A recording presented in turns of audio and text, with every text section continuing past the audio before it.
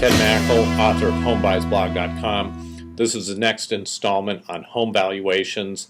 We're going to cover BPOs, and I'll talk about short sales and REOs in the next segment. There's just enough to cover here on BPO that I don't want to go too long. A broker price opinion, or a BPO, is hired out by the bank on almost all their distressed properties. Depends on the stage they're in and where they're at, but when a bank identifies properties in their asset pool as being distressed, they contact a bureau for several BPOs, usually 2 to 3, and agents such as myself who belong to these bureaus log on in the morning, look at the list, and select the ones that we want to do. I typically take the West San Fernando Valley, East Ventura County, focusing on Simi Valley. This is my main trade area. The benefit to me on doing this type of work is I do get paid a fee. It's not very high, but the big benefit to me is because I do 5 to 10 a week. I'm constantly looking at inventory data in this area where a lot of people move back and forth. People coming from the valley to Simi Valley, people relocating these areas. So I know, just walking around during the day off the tip of my tongue, how inventory is moving, what's closing, what type of financing is being used on this.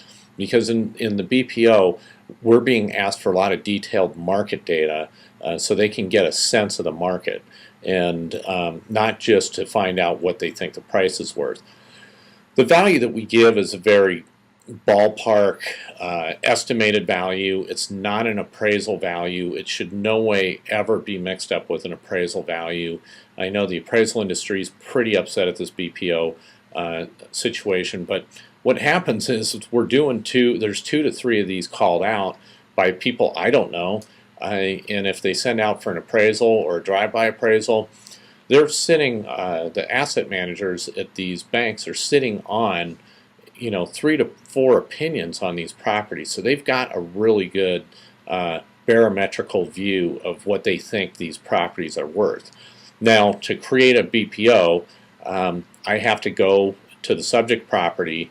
Within a 1-mile radius, I've got to find 3 properties that have closed escrow in the last 6 months, and I've got to find 3 properties that are currently on the market.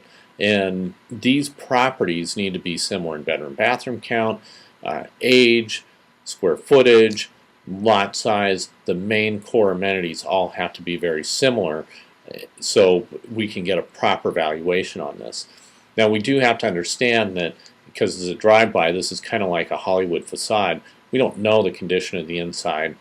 I make meticulous notes like that on my broker price opinions, as do the other agents, and I'm sure that the asset managers completely understand that if we got inside and the house shows serious deferred maintenance or is in very poor condition, that's going to impact that value on the property. There's some telltale signs on a drive-by that you can see and indicate on these reports that'll probably give you clues as to what's going on behind this facade. And those are things like, I like to look at the windows. Have they been upgraded? Are they original? I like to look at these composition roofs. It's pretty easy to tell the age of these comp roofs. If you've owned a house with one, that's how you learn this. And then I'm also looking at the condition of the paint. Is it peeling? Does it look like there's going to be termite issues? And I also like to look at the condition of the yard.